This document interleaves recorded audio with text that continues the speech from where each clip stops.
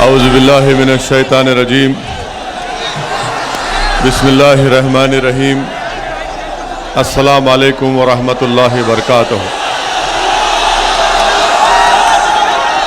शह नशीन पर तशरीफ़ फरमा उत्तर प्रदेश के मजलिस इत्तेहादुल मुस्लिमीन के सदर मोहतरम जनाब शौकत अली साहब, जौनपुर के ज़िला सदर इमरान बंटी साहब, जनरल सेक्रेटरी अशर साहब, नुमान नदवी साहब, अदील अलवी साहब, जावेद सिद्दीकी, शफीउद्दीन साहब, दिलराज बाबू एडवोकेट, अयाज अहमद, कमालुद्दीन साहब,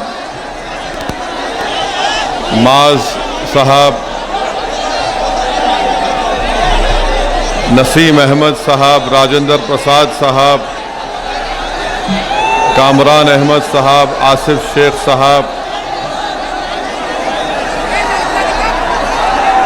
मेरे अजीज़ दोस्तों और बुज़ुर्गों, मैं आप तमाम का दिल की गहराइयों से शुक्रिया अदा करता हूं कि आपने अपना कीमती वक्त निकाल कर आज के इस जलसे आम में शिरकत की। मैं अल्लाह से सिर्फ दुआ कर सकता हूं कि अल्लाह सुब्हानहू तआला आपके दिल में और मजलिस इत्तेहादुल मुस्लिमीन की मोहब्बत पैदा करे और इंशाअल्लाह ताला ये मोहब्बत हमको आने वाले इंतखाबात में आपके वोट और दुआओं से मजलिस के उम्मीदवारों को कामयाब करके उत्तर प्रदेश की सियासत में हम एक तारीख़ को रकम करेंगे और इंशाअल्लाह ताला आपका ये इत्तेहाद, आपका ये मोहब्बत, आपका ये जज्बा इंशाअल्लाह ताला ज़रूर उत्तर प्रदेश की मज़लूम कौम के लिए एक नई तारीख़ रकम करेगा। मेरे अज़ीज़ दोस्तों और बुज़ुर्गों, जो हज़रात यहाँ पर सामने है, मेरी आपसे गुजारिश है कि थोड़ी देर के लिए खामोश ठहर जाइए। थोड़ी देर के लिए मैं आपके जज्बे को सलाम करता हूँ, ज़रा खामोश हो जाइए और आराम से थोड़ी देर के लिए हमारी बात को सुन लीजिए। मेरे अजीज़ दोस्तों और बुज़ुर्गों, मजलिस इत्तेहादुल मुस्लिमीन उत्तर प्रदेश के विधानसभा में, जैसा कि अभी शौकत साहब ने, हमारे सदर ने ऐलान किया कि मजलिस इत्तेहादुल मुस्लिमीन इस आने वाले असम्बली और विधानसभा के इंतखाबात में पूरी ताकत और पूरी संगठन की तैयारी के साथ इस इलेक्शन में हिस्सा ले रही है। मेरे अजीज़ दोस्तों, मेरे अजीज़ दोस्तों और बुज़ुर्गों, मैं आपसे ये बताने आया हूँ कि उत्तर प्रदेश में इतनी बड़ी तादाद में मुस्लिम अक़लियत रहती है और आपके पास अपनी कोई सियासी ताकत नहीं है, आपके पास अपनी कोई लीडरशिप नहीं है, आपके पास अपने कोई वोटों से मुंतखब शुदा नुमाइंदे नहीं है। उत्तर प्रदेश की सियासत की तल्ख़ हकीकत यह है कि उत्तर प्रदेश में हर समाज के पास उनकी एक सियासी ताकत है, उनके लीडर है, उनका नेता है। इसीलिए उनके मसाइल को, उनकी तकालीफ को सुना जाता है और उनसे नाइंसाफ़ियों को ख़त्म करने के लिए सरकार किसी की हो, चाहे भाजपा की हो, समाजवादी की हो या बीएसपी की हो, उन समाज से इंसाफ किया जाता है। आप इस बात का अंदाज़ा लगा लीजिए कि इतनी बड़ी तादाद में उत्तर प्रदेश में मुसलमान बसते हैं और इतनी बड़ी तादाद में रहने के बावजूद भी मुसलमानों से इंसाफ नहीं किया जाता।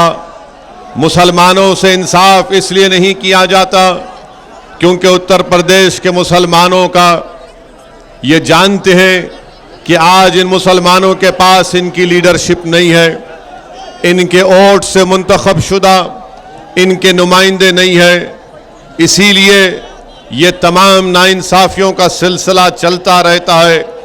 मेरे अजीज दोस्तों और बुजुर्गों, मेरे गयूर नौजवान साथियों, मैं आपको ये पैगाम देने आया हूं कि आने वाले असेंबली इंतखाबात में आपको मुत्तहिद होकर अपने एक एक वोट का सही इस्तेमाल करना है। आपको डरने और घबराने की ज़रूरत नहीं है। मैं आपसे ये गुजारिश इसलिए कर रहा हूं कि मजलिस इत्तेहादुल मुस्लिमीन जहां कहीं भी इलेक्शन लड़ती है तो मजलिस के खिलाफ ये इल्ज़ाम लगा दिया जाता है कि मजलिस अगर लड़ेगी तो फलां जीत जाएंगे, बीजेपी जीत जाएगी। अगर मुसलमान मजलिस को वोट देगा तो इससे दूसरी पार्टियों का फायदा होगा। मैं आपको ये बताने आया हूं कि आपने 60 साल हर उस पार्टी का साथ दिया जिसने आपसे वादा किया था कि वो आपकी जान की तहफ़्फ़ुज़ करेगी, वो हमारे मस्जिद की हिफाजत करेगी, वो हमारे नौजवान बच्चों का एक मुस्तकबिल रोशन करेगी। मगर आज आप देखते हैं कि 60 साल हालत मजबूरी में आपने इन तमाम सियासी पार्टियों का साथ दिया, मगर नतीजा क्या निकला? नतीजा ये निकला कि आज हम गरीबी और कसमपुरसी हमारा मुक़द्दर बनकर रह गया। नतीजा ये निकला कि हमारे मासूम बच्चे और बच्चियों के लिए स्कूल नहीं मिलता। नतीजा ये निकलता है कि हमारे गांव और हमारे महल्ले जात में कोई तरक्याती काम नहीं किए जाते। नतीजा ये निकला कि हमारा नौजवानों को उनकी जवानी जेल में डालकर उनके मुक़द्दर को, उनकी जवानी को बर्बाद कर दिया गया। मेरे अजीज दोस्तों और बुजुर्गों, इस हालात को, इन हालात को बदलना है और उसको बदलने का एक ही तरीका है कि आप मुत्तहिद हो जाइए और मुत्तहिदा अपने वोट का इस्तेमाल करिए। डरने और घबराने की ज़रूरत नहीं है। 2019 के लोकसभा के चुनाव में समाजवादी और बसपा मिलकर लड़े।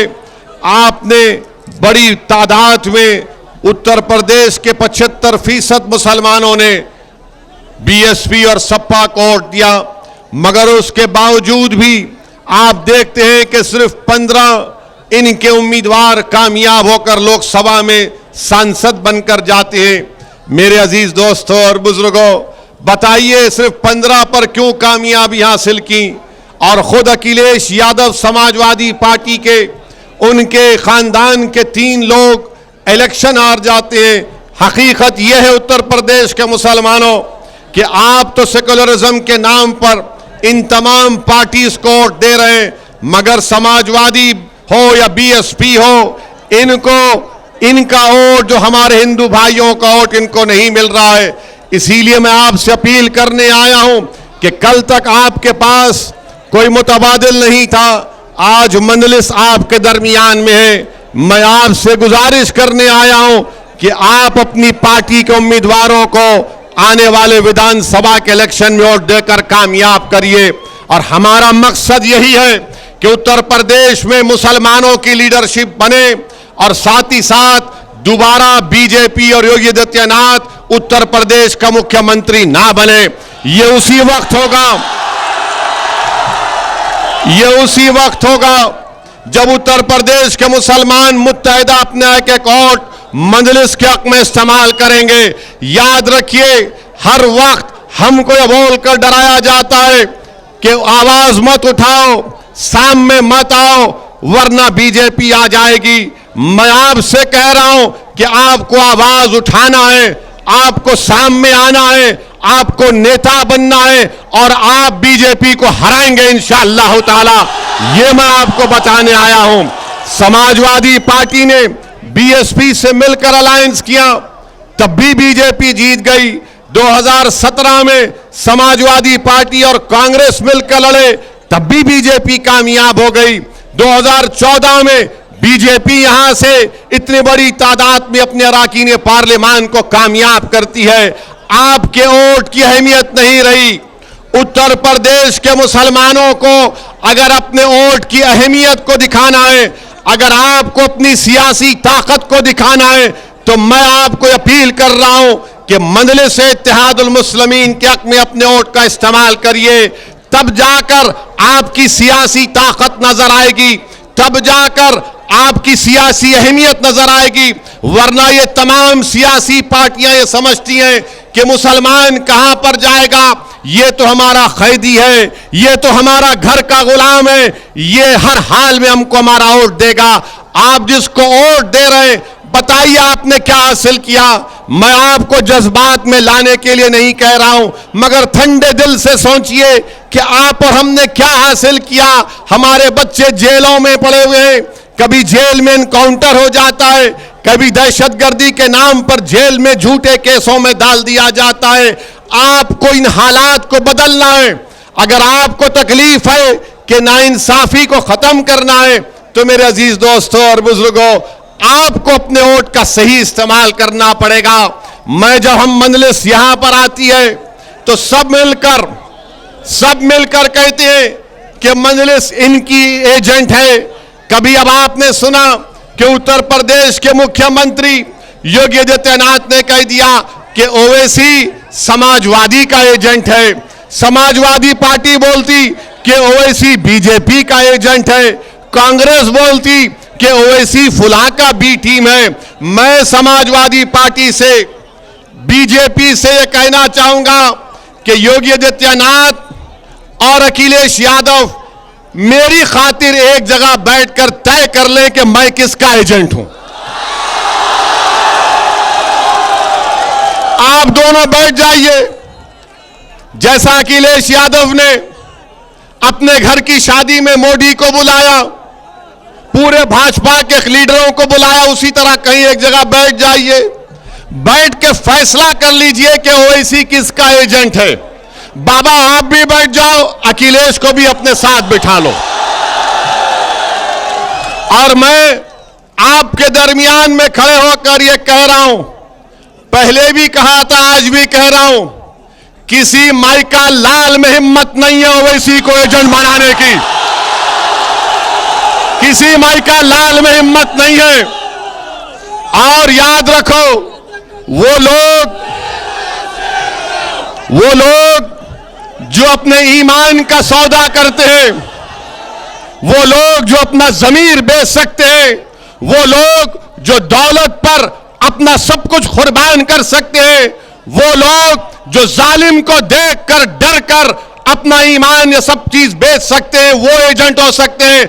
असदुद्दीन ओवैसी इंशाअल्लाह ताला, अल्लाह मुझे जब तक जिंदा रखेगा, अल्लाह मुझे जब तक जिंदा रखेगा, ना जालिम के आगे सर झुकाऊंगा, बल्कि मेरा ईमान कमजोर है। मैं जालिम के सामने खड़े होकर इंसाफ की बात करूंगा।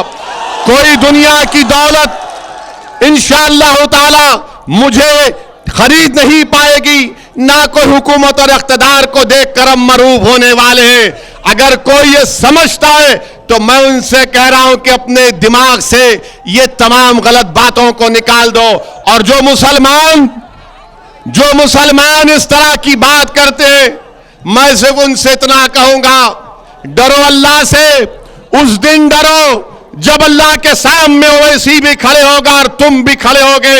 डरो उस दिन जब एक एक नेकी और एक एक गुनाह का हिसाब और किताब हो जाएगा। आज तुम इल्जाम लगा सकते हो क्योंकि अपने आकाओं को खुश करने के लिए, मगर याद रखो इंसाफ तो होगा, दुनिया में भी होगा और इंशाअल्लाह आखिरत में भी होगा। मेरे अजीज दोस्तों और बुजुर्गों, हमारा हाल तो ऐसा है कि योगी बोलते ये समाजवादी का एजेंट, अखिलेश बोलते ये बीजेपी का एजेंट, कांग्रेस बोलते ये बी टीम। तो एक बात तो मालूम हो गई कि पूरे उत्तर प्रदेश में और पूरे भारत में अगर किसी को किसी से मोहब्बत है, यानी मैं लैला हूं, ये तमाम मेरे मजनू हैं, ये तमाम मेरे मजनू हैं। बाबा को नींद नहीं आती जब तक ओवैसी का नाम लिए, अखिलेश के पेट का दर्द खत्म नहीं होता जब तक ओवैसी का नाम लिए। और राहुल तो ओवैसी का नाम सुन के केरल को भाग गए। तो ये हम पर इल्जाम। अब सुनिए सुनिए सुनिए, अभी सुनने का वक्त है। आपने 2 दिन पहले सुना कि मुख्यमंत्री कह रहे हैं कि मैं उस शख्स से कह रहा हूं कि उत्तर प्रदेश के माहौल को खराब मत करो। उत्तर प्रदेश के मुख्यमंत्री ने कहा कि CAA के नाम पर माहौल को खराब मत करो। मैं मुख्यमंत्री जौनपुर से कह रहा हूं, जो उत्तर प्रदेश का माहौल है मैं वही माहौल बयान करने आया हूं। और फिर उत्तर प्रदेश के मुख्यमंत्री, आप जान लीजिए कि जब चुनाव होंगे उत्तर प्रदेश की जनता आपको गोरखपुर में भिजा देगी। आप मुख्यमंत्री नहीं रहेंगे, इंशाअल्लाह आप नहीं रहेंगे। और ये बोल रहे हैं माहौल की बात उत्तर प्रदेश के मुख्यमंत्री करते हैं।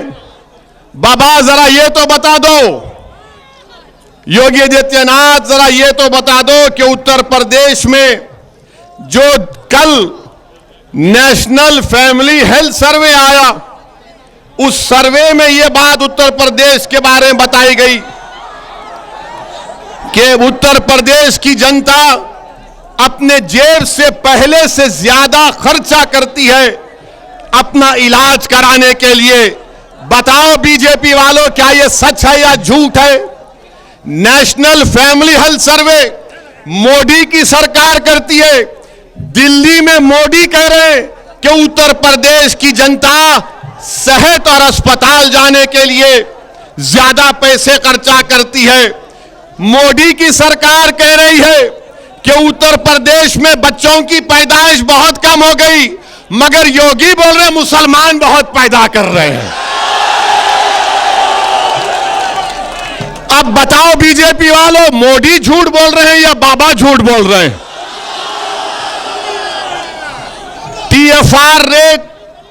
TFR रेट उत्तर प्रदेश का गिरता जा रहा है, मगर भाजपा को यूपी में दिख रहा है कि मुसलमान बच्चे बहुत पैदा कर रहे हैं।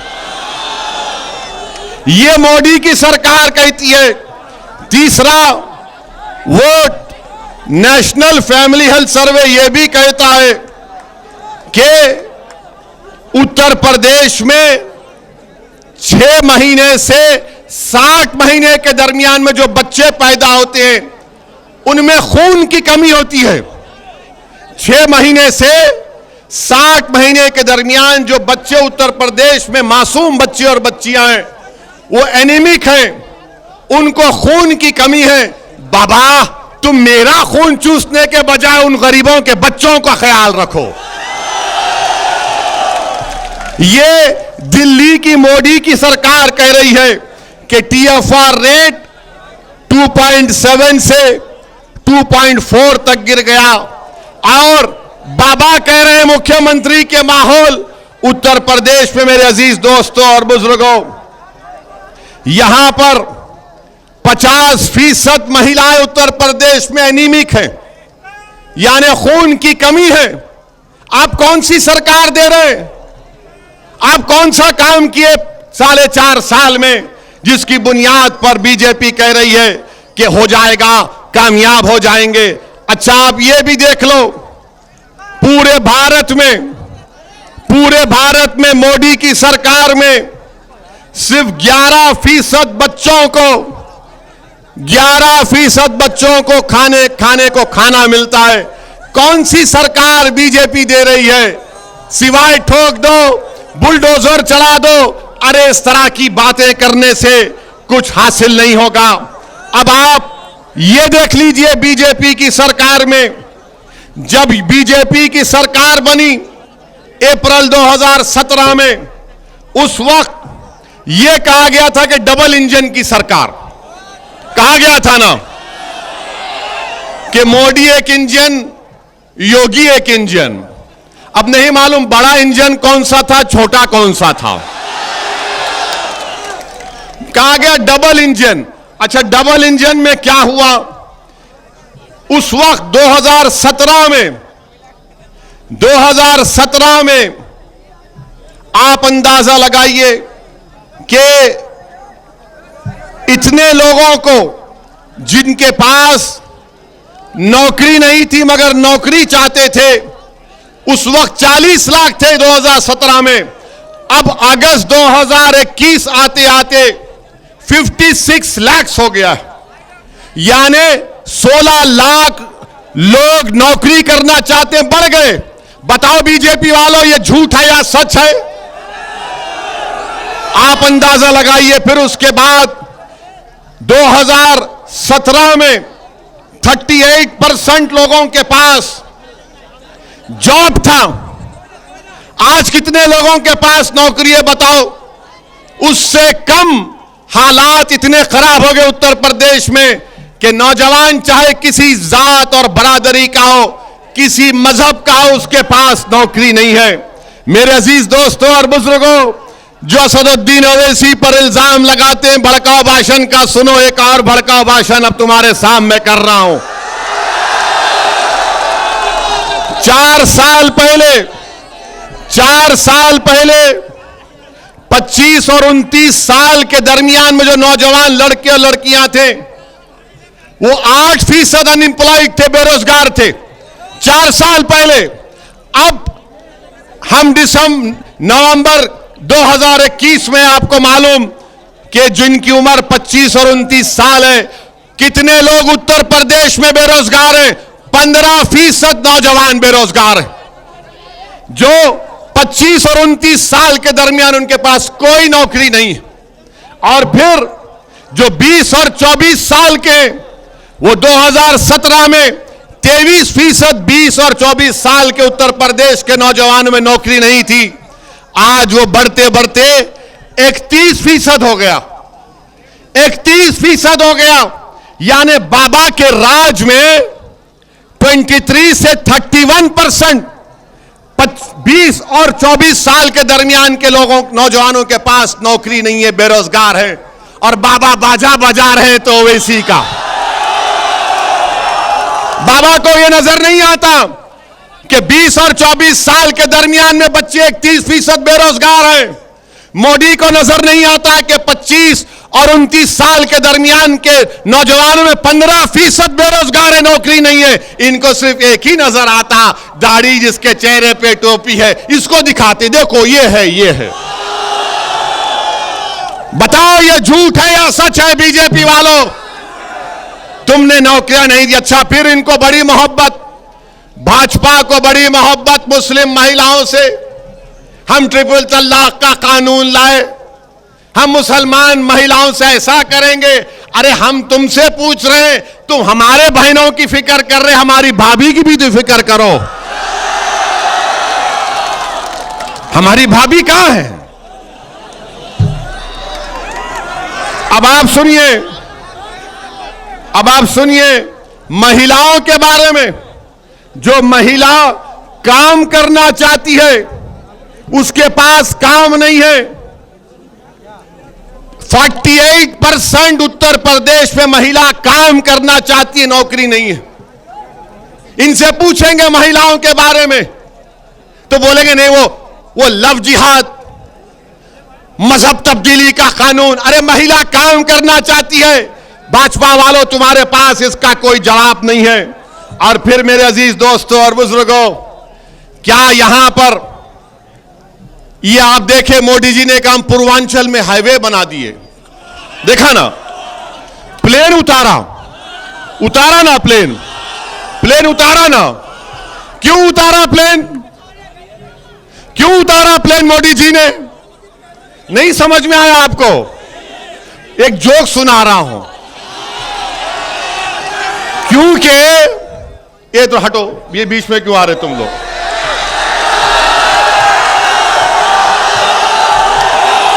मोदी जी ने, सुनिए, मोदी जी ने प्लेन क्यों उतारा?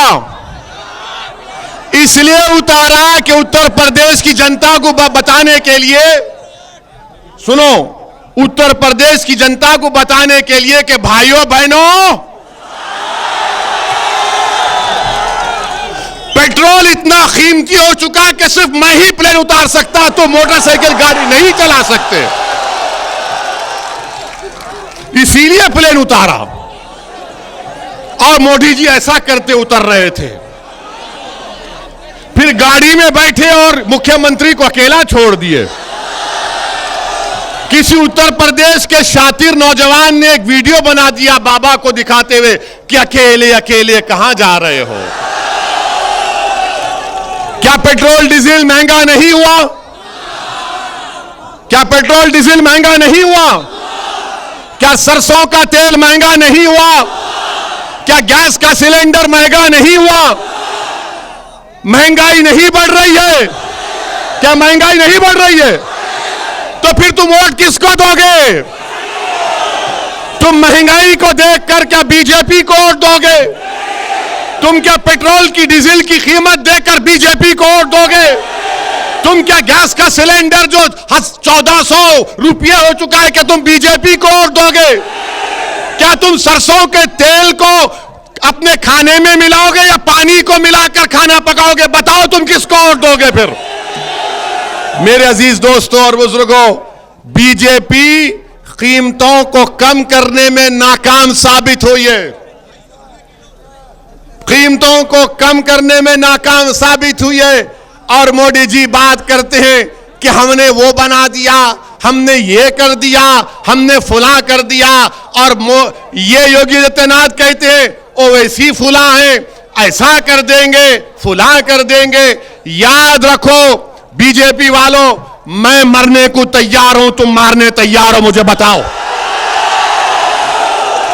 मैं जहां कहीं भी जाता हूं, मैं जहां कहीं भी जाता हूं, यही समझता हूं कि कल शाम तक या मैं जिंदा नहीं रहूंगा या सुबह का सूरज नहीं देख पाऊंगा। यह मेरा ईमान है, यह मेरा ईमान है। और अगर ये लोग समझ रहे हैं कि हम मौत से डरते, नहीं डरते मौत से। हम मौत के बाद जो हिसाब होगा उससे डरते, मौत से नहीं डरते हम। जब आए हैं तो जाएंगे, एक दिन सब जाएंगे, कोई यहां पर नहीं रहेगा। मगर हम अल्लाह से दुआ करते हैं कि या अल्लाह नरेंद्र मोदी को और योगी को अल्लाह 125 साल की उम्र दे। बोलो आमीन।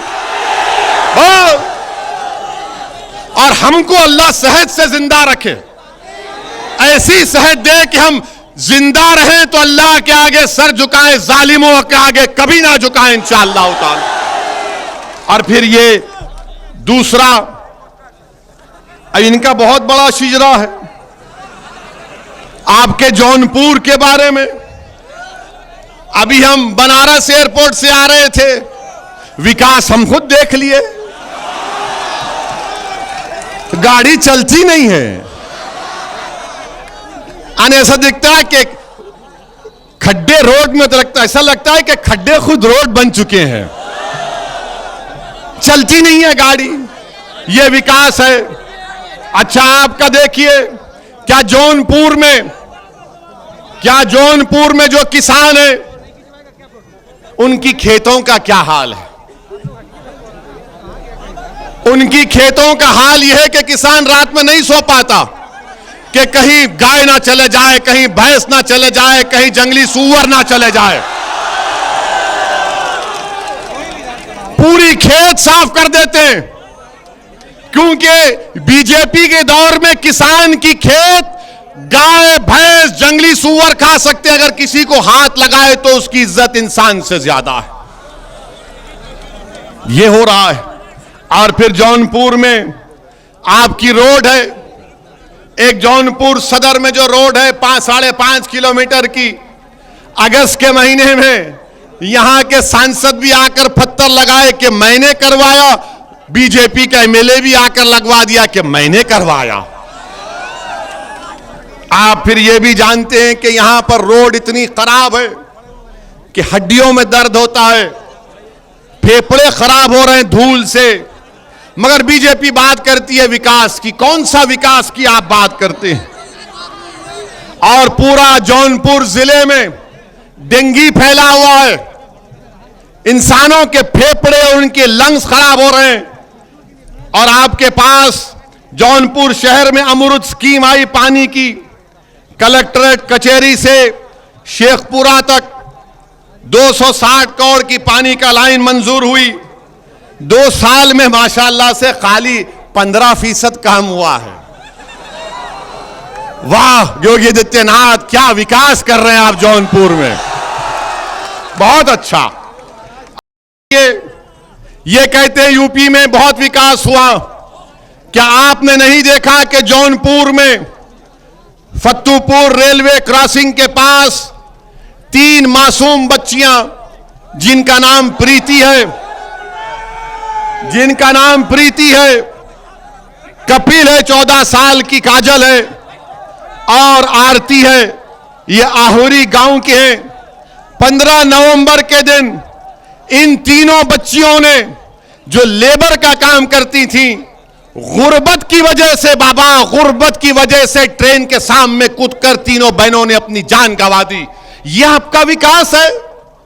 बात करो इन बच्चियों के बारे में जो गुर्बत की वजह से अपनी जान खुदकुशी कर गए। मगर बीजेपी बात करेगी किसकी? ओवैसी की बात करेगी। बीजेपी बात करेगी हिंदू मुस्लिम की बात करेगी, बीजेपी बात करेगी दंगों की बात करेगी।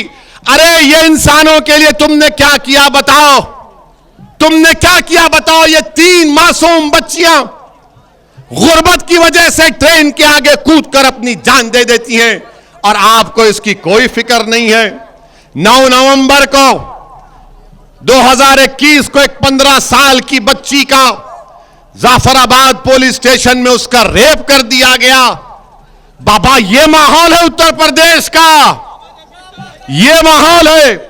और आप जानते हैं यही कश्मीर में उरी में एक हमारा भारत की आर्मी का कैंप था, वहां पर हमला हुआ था।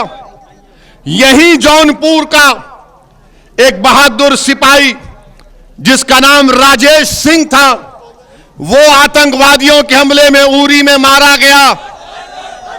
क्या राजेश सिंह के नाम की गेट बनी गई? अब तक गेट नहीं बनी गई उसके नाम से।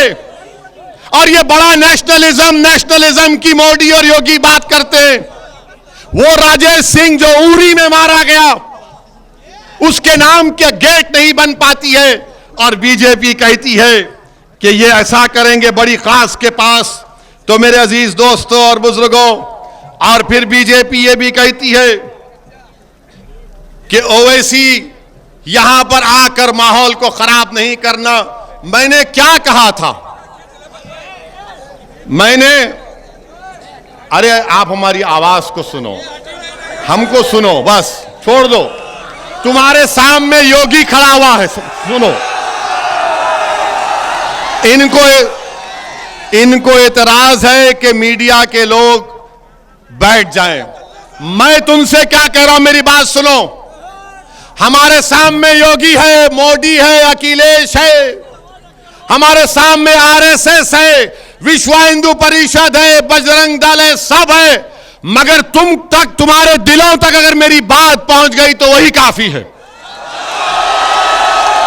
मुझे देखने की जरूरत नहीं है, अल्लाह हम सबको देख रहा है। हमको काम करना है मिलके। क्या तुम मेरे साथ दोगे? क्या तुम हमारी आवाज को समझोगे? क्या तुम मिलकर लड़ेंगे इंशाअल्लाह ताला? क्या तुम जालिमों से डरोगे? क्या तुम हुकूमत से डरोगे? क्या तुम अपने वोट का इस्तेमाल करोगे? क्या तुम मुत्तहिद होकर बीजेपी को हराओगे?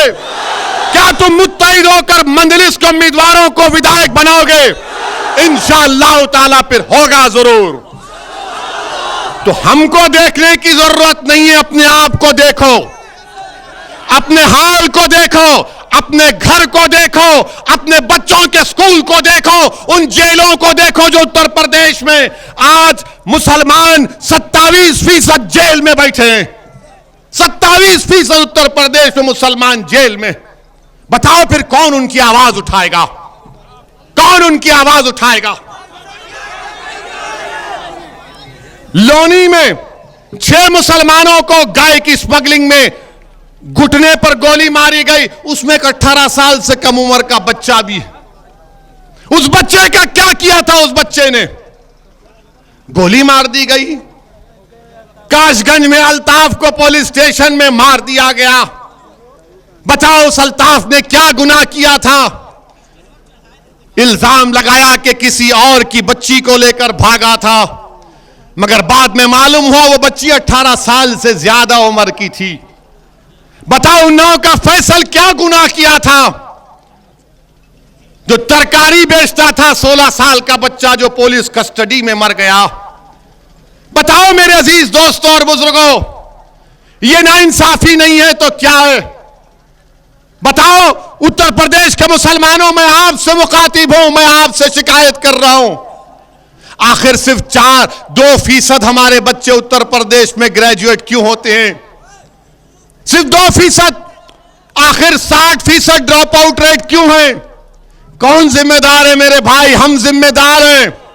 अगर आप इन सियासी जमात से कहेंगे नहीं, जिस दिन आप अपना वोट का इस्तेमाल करेंगे, मंजलिस को वोट देंगे, आप अपनी सियासी लीडरशिप को बनाएंगे, तो तब आप देखेंगे हालात बदलेंगे।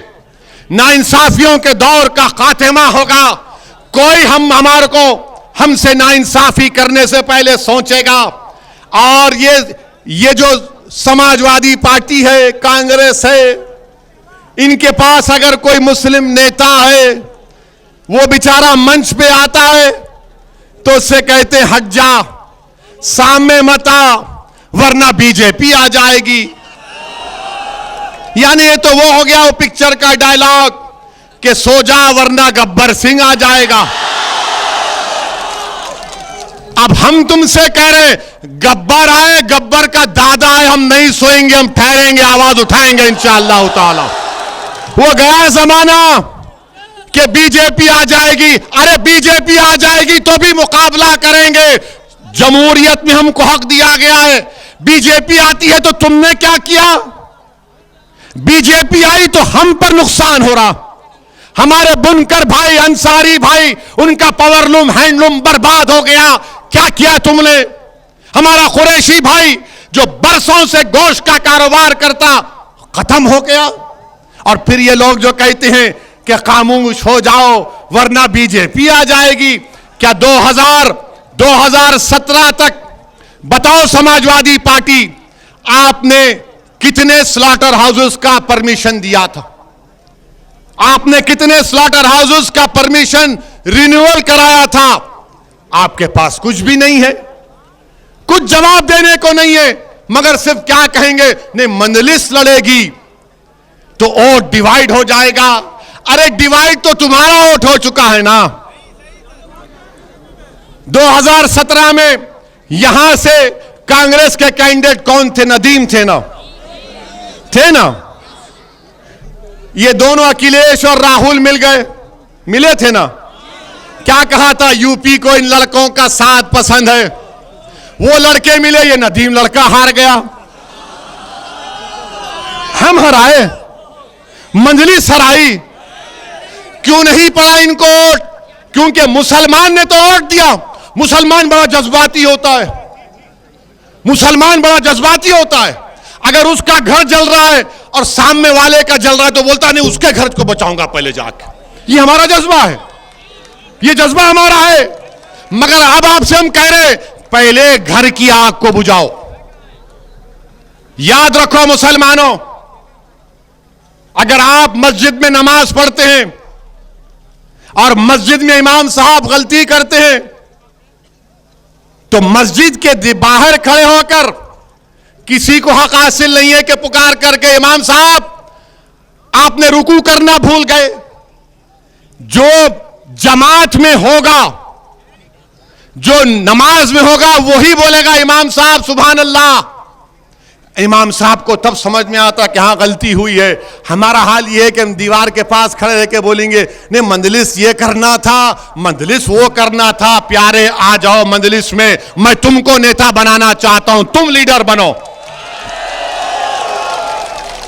हम यहां पर नेता बनने नहीं आए, हम यहां पर नेता बनने नहीं आए। हम तो चाहते हैं, हमारी ख्वाहिश है, हमारी नीयत है और अल्लाह जानता है कि आप लीडर बने। हम आपके पीछे खड़े रहेंगे। मगर उत्तर प्रदेश में मुसलमानों की लीडरशिप बननी चाहिए। आप बनाएंगे नहीं बनाएंगे? आप लीडर बनेंगे मुसलमानों के नहीं बनेंगे? आप मुसलमानों के सिपे सालार बनेंगे नहीं बनेंगे? आप मुसलमानों के कायद बनेंगे और बनेंगे इंशाअल्लाह ताला। आप मुकद्दर के फैसले करेंगे। याद रखो, जिस दिन आप उत्तर प्रदेश में मुसलमानों की क़ियादत को बनाएंगे, कोई उत्तर प्रदेश के सियासी फैसले तुम्हारी आवाज के बगैर तुम्हारे से पूछ कर नहीं किए जाएंगे। आज क्या हो रहा है कि आज हमारी कोई अहमियत नहीं है। आज हमारी कोई अहमियत नहीं है। मुख्यमंत्री के बारे में कह रहा था, मुख्यमंत्री ने कहा, मेरी तकरीर हुई थी हमारी, उसमें हमने CAA का जिक्र किया था। CAA का कानून याद है ना? हमने ये कहा था, अब फिर कह रहे योगी आदित्यनाथ, आप भी सुन लो। अगर आपके यहां पर LIO के लोग हैं तो इस हमारी तकरीर के इस हिस्से को रिकॉर्ड करके मुख्यमंत्री को जरूर सुनाना, जरूर सुनाना। हमने कहा बहुत हैं हमारे, ये भी हमारे मजनू बहुत हैं, ये भी हमारे मजनू में बहुत हैं। अब हमने क्या कहा था कि भारत में मजहब की बुनियाद पर अगर कोई कानून बनाया गया तो CAA था। इससे पहले मजहब की बुनियाद पर कोई कानून नहीं बना।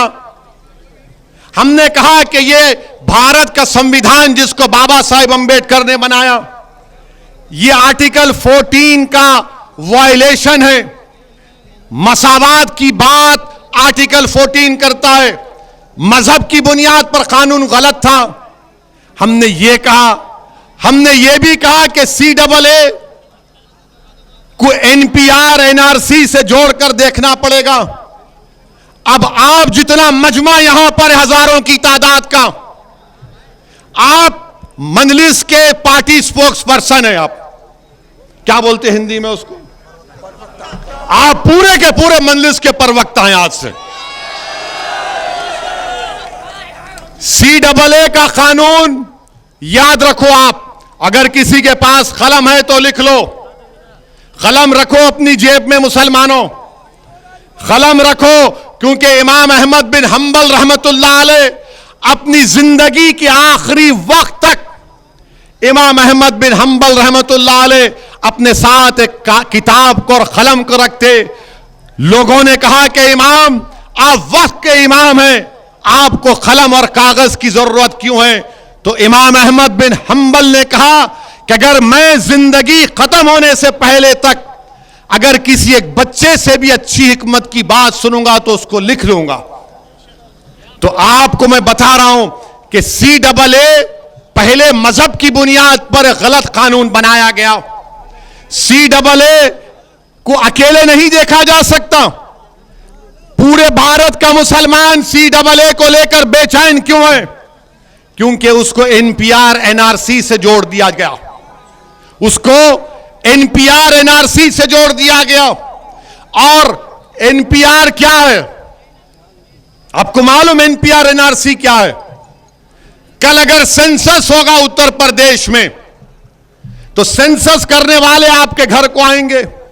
आपका नाम, आपका मजहब, आपकी पासपोर्ट की कॉपी, आधार कार्ड, आप कहां पैदा हुए, वालिद वालदा कहां पैदा हुए, उनका कागज पूछेंगे और एक लिस्ट बनाकर तहसीलदार के दफ्तर में पहुंचा देंगे। वो तहसीलदार ये कहेगा कि ये डाउटफुल सिटीजन है, शहरी है। फिर आपसे कहा जाएगा असदुद्दीन ओवैसी से कि बताओ तुम इस भारत के शहरी हो या नहीं हो। अब मुझे भागना पड़ेगा, ये कागज वो कागज, ठीक है हमने कुछ लाके दे दिया। फिर उसके बाद तहसील के ऑफिस में लिस्ट लगाई जाएगी। वहां पर ये संघ परिवार के लोग जाएंगे और जहां जहां मुसलमान का नाम रहेगा वो बोलेंगे ये डाउटफुल है, ये डाउटफुल है, ये भारत का शहरी नहीं है। फिर हमको अपनी शहरियत को साबित करना पड़ेगा।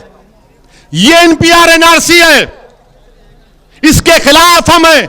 अब आप सवाल करेंगे कि असदुद्दीन ओवैसी ये तो हुआ नहीं, तो मैं आपसे कह रहा हूं ये आसाम में हो चुका है। क्या हुआ आसाम में? सुप्रीम कोर्ट ने करवाया। वहां पर 19 लाख के नाम नहीं आए, जिसमें से 3.5 लाख मुसलमान के नाम थे। अब जब CAA आ गया, कानून बन गया ना, CAA कानून बन गया, तो वो जो गैर मुस्लिम है, जो 3.5 लाख मुसलमान को छोड़कर जो 15.5 लाख गैर मुस्लिम है, उनको CAA से उनको भारत का शहरी करार दे दिया जाएगा और ये 3.5 लाख को फॉरेनर्स ट्राइब्यूनल कोर्ट में जाकर अपनी शहरियत को साबित करना पड़ेगा। यह होगा, याद रखो। अगर मोदी NPR NRC करेगा तो पूरे भारत में होगा। और जब हम ये चीज को देख चुके आसाम में, सुप्रीम कोर्ट मॉनिटर्ड हुआ, तो ये बोल रही देखो अभी तो रूल्स भी नहीं बने, अभी तो रूल्स नहीं बने, ओवैसी लोगों को भड़का रहा है। मैं भड़का नहीं रहा हूं, बल्कि हिंदू अखबार, अंग्रेजी का अखबार है, एक मशहूर जर्नलिस्ट है, बहुत मशहूर, जिसका नाम मोहतरमा विजयता सिंह है। गूगल में जाओ, हजरत गूगल में जाकर देखो, विजेता सिंह का नाम लिखो। हिंदू अखबार में विजेता सिंह ने मोदी की हुकूमत का जो NPR का फॉर्म है, उसको अखबार में शाये किया। हमने उसकी मुखालिफत की। वो फॉर्म तो यही सब बातें पूछ रहा है। और फिर जो लोग बोल रहे हैं कि ओवैसी भड़काऊ भाषण दे रहा है, क्या ये बात सच नहीं है कि मोदी सरकार, एक कानून है, अगर कोई पैदा होता है, कोई मरता है, तो उसको कानून का नाम है registration of death and birth. उस कानून को मोदी सरकार तरमीम कर रही है और तरमीम करके उसको आधार से, इलेक्शन कार्ड से और सेंसस से, NPR से जोड़ेगी। इसकी मुखालिफत कौन किया पूरे भारत में? असदुद्दीन ओवैसी ने किया। मरकजी हुकूमत ने आवाम से पूछा कि आप इस पर ऑब्जेक्शन है तो लिख कर दीजिए। हमने अमित शाह की मिनिस्ट्री को इसके खिलाफ ऑब्जेक्शन लिख कर दिया और हम फिर से कह रहे हैं, अगर registration of birth and death के कानून में तरमीम होगी, वो बिल पार्लियामेंट में लाया जाएगा, तो इंशाअल्लाह ताला असदुद्दीन ओवैसी और इम्तियाज जलील उस कानून की मुखालिफत करेंगे। वो काला कानून होगा, वो NPR NRC की तैयारी होगी। ये बात हम जब करते हैं, और हमने कहा कि जिस तरह किसानों के कानून को वापस ले लिया गया, CAA के कानून को भी वापस लेना चाहिए, तो सबके पेट में दर्द शुरू हो गया, सबके पेट में दर्द शुरू हो गया। अरे राकेश, जब CAA NPR NRC आएगा तो हमारे को परेशानी होगी, तुमको परेशानी नहीं होगी, क्योंकि हम मुसलमान हैं। तुम्हारे लिए CAA इस्तेमाल हो जाएगा और हमारे लिए NPR NRC का इस्तेमाल होगा। मेरे अजीज दोस्तों और बुजुर्गों, मैं आपसे वादा कर रहा हूं कि अगर मरकजी हुकूमत NPR NRC के रूल्स बनाएगी, मजलिस एहतजाज करेगी, मजलिस प्रोटेस्ट करेगी। अगर CAA का कानून वापिस नहीं होगा, मैं फिर से कह रहा हूं, मेरा यह जमहूरी हक है। सुप्रीम कोर्ट ने कहा कि protest and dissent are part of democracy, यानी मुखालिफत और पुरअमन एहतजाज जमहूरियत का बुनियादी उसूल है। और बीजेपी नहीं चाहती कि एहतजाज हो, मोदी पसंद नहीं करते कि कोई उनके खिलाफ बात कहे। मैं आज जौनपुर से उन तमाम किसानों को सलाम करता हूं, उनको सलाम करता हूं जिन्होंने एहतजाज किया, टस से मस नहीं हुए। और जो लोग आज आकर मुझसे कह रहे हैं असदुद्दीन ओवैसी इस पर बात मत करो, तो किसानों के पास जाकर अगर किसी ने कहने की हिम्मत क्यों नहीं की कि सुप्रीम कोर्ट ने तो सस्पेंशन में कर दिया था ना किसान के कानून को, उनसे कहना था कि खामोश हो जाओ। अरे यहां तो कानून बन चुका है पार्लियामेंट में, मैं आसाम में देख चुका हूं क्या हो रहा है। हम कैसे खामोश बैठेंगे? हम खामोश नहीं बैठ सकते। नरेंद्र मोदी की सरकार को CAA के कानून को वापस लेना चाहिए, यह हमारा मुतालबा है। क्या आप सब इसकी तायीद करते हैं? क्या CAA का कानून वापस होना चाहिए? क्या CAA का कानून वापस होना चाहिए? जिस तरह किसान कानून वापस हुआ, क्या जौनपुर की जनता CAA कानून की वापसी का मुतालबा करती है? तो जोर से नारा लगाइए, नारे तकबीर।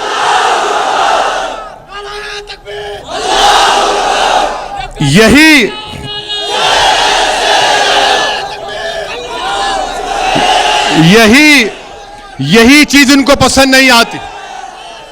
और हम अपने भाइयों से कहना चाह रहे हैं, जब NPR NRC होगा तो सिर्फ मुसलमान नहीं, दलित को भी, यादव को भी, राजभर को भी, ब्राह्मण को भी, सबको लाइन में खड़ा रहना पड़ेगा। सबको लाइन में खड़ा कर देंगे मोदी जी, सबको लाइन में खड़ा कर देंगे। बोले कागज लाओ। मेरे अजीज दोस्तों और बुजुर्गों, इन अहम बात पर आपकी तवज्जो चाहता हूं और मैं आपसे वादा कर रहा हूं कि उत्तर प्रदेश के असेंबली इलेक्शन में आप मजलिस इत्तेहादुल मुस्लिमीन के उम्मीदवारों को अपना विधायक और MLA बनाइए। ये विधायक जब जीतकर उत्तर प्रदेश की विधानसभा में जाएंगे, ये तमाम के तमाम एक आवाज में उत्तर प्रदेश की विधानसभा में खड़े होकर इस बात का मुतालबा करेंगे कि CAA का कानून वापस लेना चाहिए, NPR NRC के रूल्स नहीं बनने चाहिए। आप मजलिस को वोट दीजिए, मजलिस को कामयाब करिए। हमारा विधायक जीत कर जाएगा तो आपकी बात करेगा, जौनपुर की डेवलपमेंट की बात करेगा, उत्तर प्रदेश के मुसलमानों के इंसाफ की बात करेगा और तमाम मजलूम आवाम के इत्तेहाद की बात करेगा। मेरे अजीज दोस्तों और बुजुर्गों, हिम्मत और हौसले को बुलंद रखिए और याद रखिए कि जो लोग हमसे कह रहे हैं कि जाओ जाकर मोदी से कहो, उनसे कहो, अरे याद रखो, तुमने दुनिया के सामने रोकर अपनी बेबसी का इजहार किया। हां, हम भी रोते हैं, मगर दुनिया के सामने नहीं, रब्बे करीम के सामने सर झुकाकर हम रोते हैं कि या अल्लाह, इस कौम को, तेरे हबीब की उम्मत को इस मुल्क में इज्जत से नवाज दे। हम अल्लाह के खौफ से रोते हैं, हम अल्लाह के खौफ से रोते हैं, रसूल रहमत सल्लल्लाहु अलैहि वसल्लम की मोहब्बत में रोते हैं। मगर मुसलमानों, जालिमों के आगे रोना नहीं, जालिमों के आगे रोना नहीं, अल्लाह के आगे सजदों में जाकर भीख मांगो, वहां पर आंसू टपकाओ। अरे ये लोग डरने वाले हैं, इसीलिए रोते हैं। हां, हम रोते हैं, मगर अल्लाह के आगे रोते हैं और अल्लाह हमारी बात को सुनने वाला है, अल्लाह हमारी बात को जानने वाला है। और उत्तर प्रदेश में इंशाअल्लाह ताला आपकी एक क़ियादत उभरेगी। जब तक अल्लाह सुब्हाना व तआला मजलिस इत्तेहादुल मुस्लिमीन को आबाद और शादाब रखेगा, हम आते रहेंगे। मेरी आपसे गुजारिश है कि विधानसभा के चुनाव में मजलिस के उम्मीदवार का निशान पतंग है, पतंग के निशान पर मोहर बटन दबाइए, अपनी पार्टी को कामयाब करिए। दूसरी मर्तबा जौनपुर को आया हूं और बार बार आता रहूंगा। अल्लाह आपके इस मोहब्बत को, इस जज्बे को सलामत रखे। आपका बेहद शुक्रिया। अस्सलाम वालेकुम व रहमतुल्लाहि व बरकातहू। नारे तकबीर, नारे तकबीर, नारे तकबीर। अस्सलाम वालेकुम।